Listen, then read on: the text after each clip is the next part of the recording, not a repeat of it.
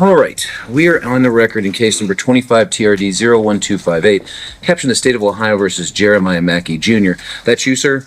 Yes, sir. All right, so the record should reflect that the defendant is present in the courtroom today. Miss Yeager is here on behalf of the State of Ohio, and this matter is scheduled for a trial to the court. The defendant is charged with 2 counts of involving driver's license violations. One is driving under a OVI suspension, and the other is driving under a it looks like it says security on the citation, but according to the new Albany Municipal Code, it's basically just driving under a forfeiture. What I have is a financial responsibility. Yeah. So the driving under an OVI charge, or under an OVI suspension charge, is a first-degree misdemeanor. Carries up to 180 days jail, up to a $1,000 fine, and up to a 1-year license suspension. Does carry mandatory minimum penalties of up to, or of at least a $250 fine, a 1-day license suspension, and at least 3 consecutive days in Licking County Jail. The other charge is an unclassified misdemeanor, I believe, is it not? Yes. Yeah, so it doesn't carry any potential jail time. And either way, if the defendant were to enter pleas of guilty or be convicted of the offenses, they would merge for the purposes of sentencing. So there'd only be one conviction. Ms. Yeager, is the state ready to proceed with trial today? Yes, Your Honor. However, Mr. Mackey informed us he actually wanted this set for a jury trial, not a bench trial today. All right. And Mr. Mackey, what do you have to say about that? She is absolutely correct, Your Honor. Also, I shared with her as well.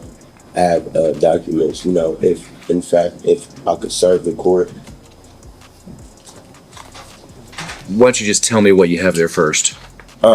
These documents that I have is referring to a removal that's been passed up from the clerk, and as well, my case is in fact on an appeal at the moment. On appeal where? I'm sorry. On appeal where? It's an appeal. In what court? That's what I'm saying. Where have you filed an appeal? The Court of Appeals, Okay, which district? the 10th District. Okay, now that covers Franklin County, and we're in the 5th District Court of Appeals. I'm sorry, it's the 5th District. You're absolutely right. It's the 5th District. I'm assuming that your appellate paperwork is similar to what you've been submitting to the court. That's what it looks like. That one, or did... But just in general, all of your filings with this court are on this. It's kind of a unique. Font. The documents are unique in that they're gray and they're typed in all caps, and one of them, it looks like, from what you just filed this morning, was filed in the United States District Court in the District of New Jersey in the Newark Division, and this is obviously Newark, Ohio. Buckle up, guys. Today we're going to witness a wild courtroom opening. It's time-stamped kicks off case number 25 TRD 01258 against Jeremiah Mackey Jr., where the judge lays out 2 misdemeanor charges, an OVI suspension and a financial responsibility violation, and the self-represented defendant bursts in clutching Google degree appeal filings that barely pertain. It sets the tone for an absurd showdown from the very first pronouncement of charges. In order, in what we call a petty offense, and a petty offense is anything punishable by less than 1 year in prison. A jury trial is not automatic. It has to be demanded. And Rule 23 of the Ohio Rules of Criminal Procedure require that jury demand be made not less than 10 days before the scheduled bench trial. So your request for a jury trial would be untimely. Now, I'll entertain a position from the state in that regard. Do you intend to represent yourself throughout, whether you have a bench trial or a jury trial? Or did you want the court to, or are you going to ask the court to appoint an attorney to represent you? Represent myself, Your Honor. Okay.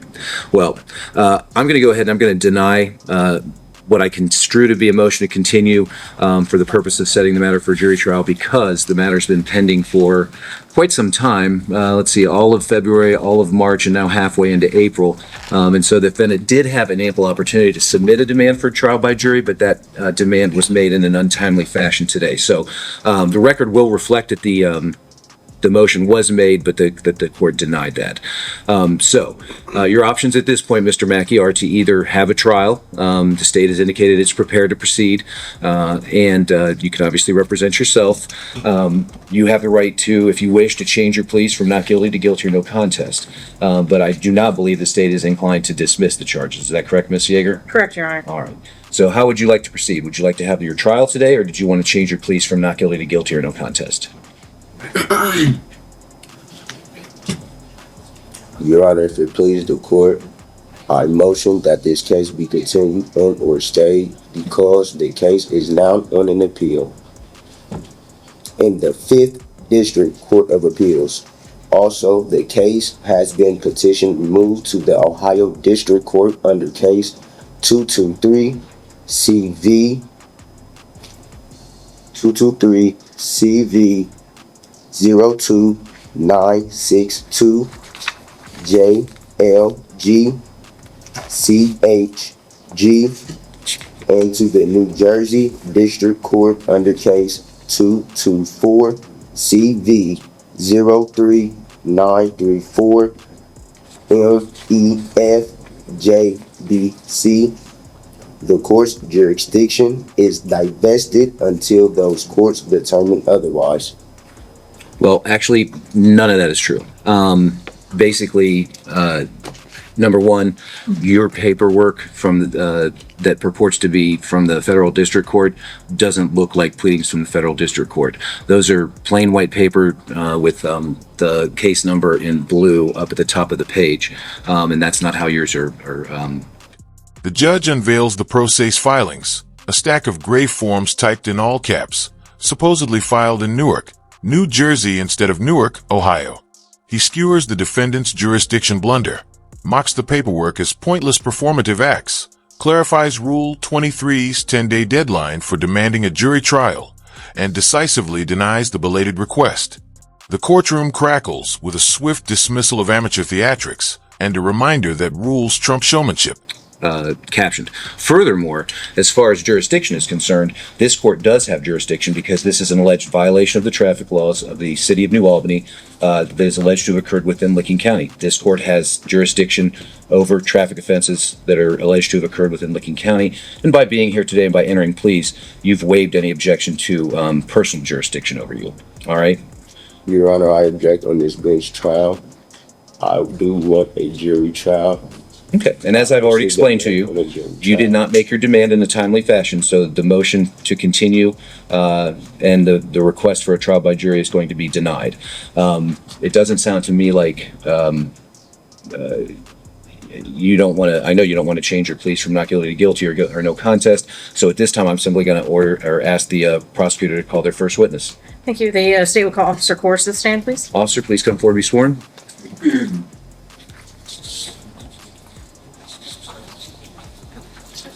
Oh, actually, before he does that, Mr. You can have a seat, but Mr. Mackey, you indicated that you do wish to represent yourself, correct? Is that right? Okay. So you have the right to be represented by an attorney by hiring one of your choosing. You're also eligible to ask the court to appoint an attorney to represent you at no cost. If you qualified based upon your income, your expenses, your household size, the court would appoint an attorney to represent you. However, if it's your intention to represent yourself, it is necessary to execute a written waiver of the right to counsel. 1258. So I'm going to have the bailiff hand to you a form entitled Attorney Waiver. I'm just going to read it into the record in open court right now. It says, it's captioned Attorney Waiver, and it says, in open court and on the record, I hereby waive my right to an attorney in this case. I've been fully advised of my right to be represented by an attorney, including my right, if applicable, to have an attorney appointed by the court at no cost if I qualify. I agree to proceed without an attorney at this time. I have been advised of the charges against me and the maximum possible sentence that they carry. I've also been advised if there are any mandatory minimum penalties which might apply. And then it says, in witness whereof I have hereunto subscribed my signature this 11th day of April 2025. So if it is your intention to represent yourself and to waive your right to an attorney, go ahead and sign by the X there, but do please read that because I'm going to make sure that you understand what it is. Yes, that one. I've been objected to this. I object this trial. I'm sorry, I didn't hear what you said. Refusing to sign this, Your Honor. At this moment, I'm not refusing to sign it. This court jurisdiction has been divested. Okay, well, I've already ruled on that, and that can certainly be appealed at a later time, but this part of the case, this portion, or this part of the process is going to go forward. If you later appeal, if you're found guilty, I'm not saying you will be, but if there's a conviction that's entered, you have the right to appeal to the 5th District, arguing that this court never had jurisdiction over you. The judge conducts a waiver of counsel colloquy, ensuring Mackey understands his right to hire an attorney or proceed pro se. He reads the attorney waiver form aloud, outlines appointment criteria, and hears Mackey refuse. Despite jurisdictional protests, the judge declares a constructive waiver, swears an officer cores, and jettisons stalls. This highlights the judge's impatience with meritless tactics and the Which court's means resolve basically to push on. this would all not count, but you don't get to make. I've already made the determination that the court does have jurisdiction over you. If you don't want to sign that form, obviously I can't make you do that, but I will declare what's called a constructive waiver of counsel. And what that means is you've said out loud that you wish to waive your right to counsel, that you want to represent yourself. I'm going to accept that as a valid waiver of counsel, even if you don't wish to sign that. So, Ms. Kyle, if you'll bring this back to me, and for what it's worth, Mr. Mackey, this was filed with the court, and I do have a copy of that, and I did look at it, okay? All right, very well. Please swear in the witness. Do you solemnly swear or do you affirm that the testimony about to give is the truth, the whole truth, and nothing but the truth under penalty of perjury? I affirm. Please have a seat, sir. For the record, you're going to give your name and spell your last name. Officer Michael Coors, Cohrs. And the address to your precinct. 50 Village Hall Road, New Albany, Ohio, 43054. Thank you, sir. Thank you. You may inquire. Officer Horst, how long have you been with the New Albany Police Department? Over 6 years. And were you so employed on January 29th of 2025? Yes. And were you working that day? Yes. What shift or hours were you working? Second shift, it's 2 p.m. to 10 p.m. And were you wearing a uniform of the day like you are in court? Yes.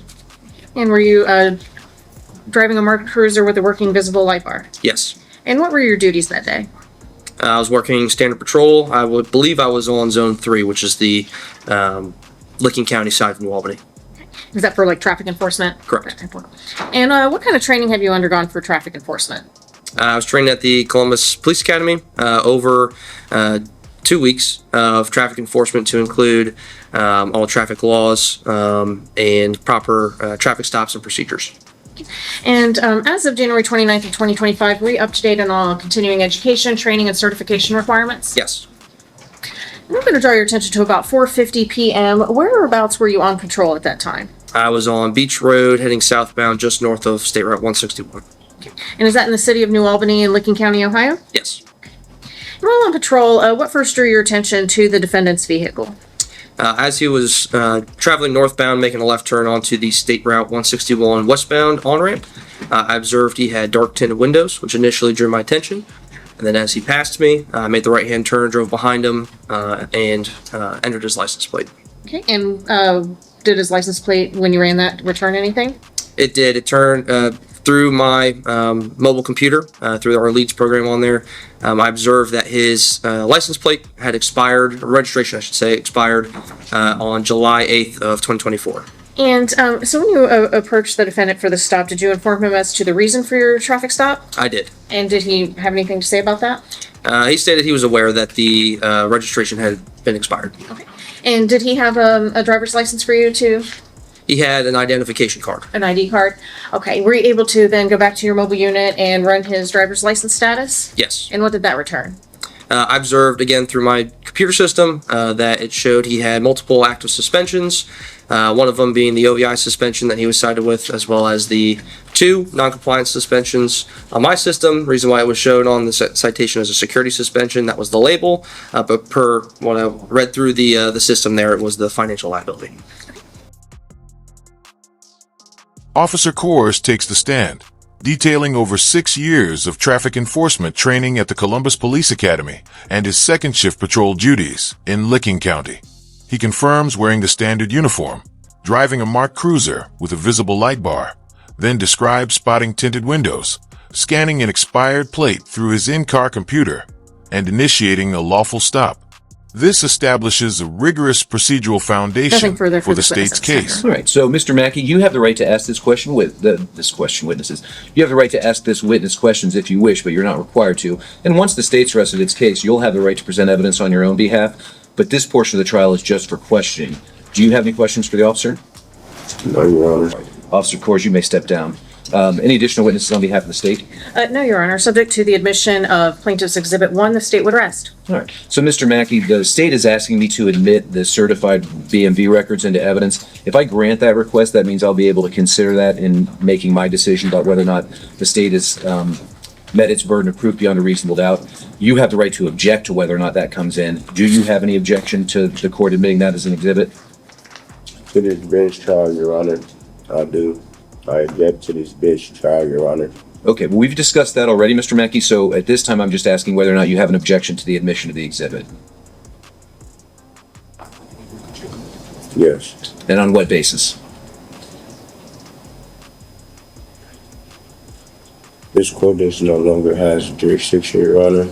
Okay. I respectfully. Well, that's non-responsive to the court's question. I'm going to go ahead and I'm going to reflect that the defendant is objecting to the admission of State's Exhibit 1, but I will admit that over the defendant's objection. Does the state rest? Yes, Your Honor. All right. Now, Mr. Mackey, the state has rested its case. In our system of justice, it's always the prosecution's burden to prove guilt beyond a reasonable doubt before a person can be convicted. A defendant is never required to produce any evidence, call any witnesses, introduce any exhibits into the record, or even testify on their own behalf. And if they don't, I don't hold it against them. It doesn't lessen the state's burden of proof. It doesn't diminish your presumption of innocence. But you do have a right to present evidence by calling other witnesses, introducing exhibits into the record, and testifying on your own behalf. If you elect to take the witness stand, however, you will be required to either swear or affirm to tell the truth in giving me your side of the story. And when you're finished giving your side, you will be required to answer any questions that the prosecutor might have. So other than yourself, do you have any witnesses that you'd like to call today? No, Your Honor. Okay. And do you wish to testify on your own behalf?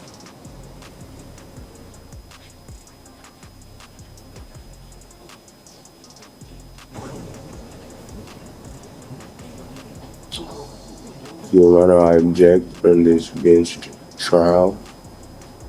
Respectfully, Your Honor.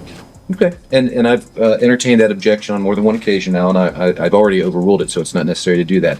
But you are creating a record here, Mr. Mackey, so that, we're recording all this. You'll certainly have the right to obtain a transcript of the proceedings and pursue your appeals regarding the jurisdiction issue. But again, my question that I'll ask one last time is, do you wish to testify on your own behalf?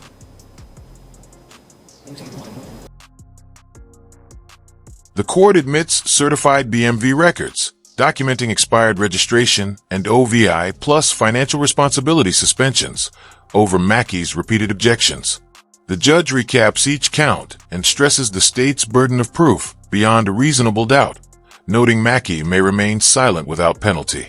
His dismissive laughter only highlights his flawed legal strategy as courtroom tension mounts and the bench trial forges ahead the court's heard resolutely. testimony from Officer Coors, which finds to be credible, that he was on duty on the date in question, that he executed a traffic stop upon discovering that the registration on the vehicle was expired, that he made contact with the driver who he's identified as the defendant, and upon reviewing the information provided by the Bureau of Motor Vehicles, determined that he was under both an OVI suspension as well as a Financial Responsibility Act suspension. The court furthermore has admitted into evidence over the defendant's objection, admittedly, a certified copy of the defendant's driving record through the Bureau of Motor Vehicles, and it does in fact list both the noncompliance suspension as well as the OVI suspension, and reflects the expiration date of the registration as being prior to the date of the traffic stop. So I do find that the state has met its burden on all three counts, and I'll go ahead and enter guilty findings. You have the right to make a statement today, Mr. Mackey, before I make any decisions regarding your sentence, but you're not required to. Is there anything that you would like to say other than the jurisdictional issue? No, Your Honor. All right, thank you, Mr. Mackey. Ms. Yeager, did the state wish to be heard regarding the matter of sentencing, and which driving under suspension charge did the state wish to elect to have the court enter a conviction and sentence? We would elect to undergo the OVI suspension, Your Honor. And the defendant does have minimal history, so we would just recommend the mandatory minimums on that. All right.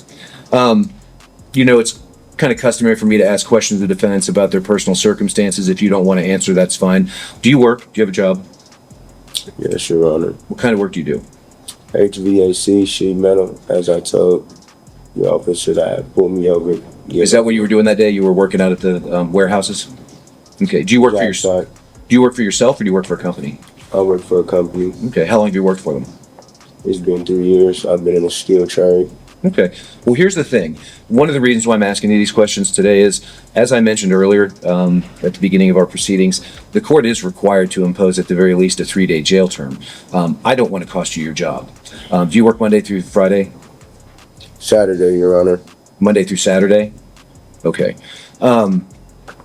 We normally do not have, well, let me go ahead and pronounce the sentence first, and then we'll talk about that. When you got pulled over that day, Mr. Mackey, you were just given your citation and then you were free to go, right? They didn't take you to jail, did they? Correct. All right. As far as the registration is concerned, the fine on that charge is going to be a $25 fine. On the driving under the OVI suspension charge, the court's going to impose a 3-day jail term, a $250 fine, and a 1-day license suspension to be start today and as of midnight. Costs will be assessed. Now, the reason I was asking you about your work and everything else is, as I said, I don't want to cost you your job, Mr. Mackey, but I don't have any discretion when it comes to those 3 days in jail. Normally, we require defendants, I'm assuming you don't want to go today, right? No. Okay. So it's customary for the court to grant what we call report dates. Some courts call them enforcement dates. And typically, we require that the defendant report here to the courtroom.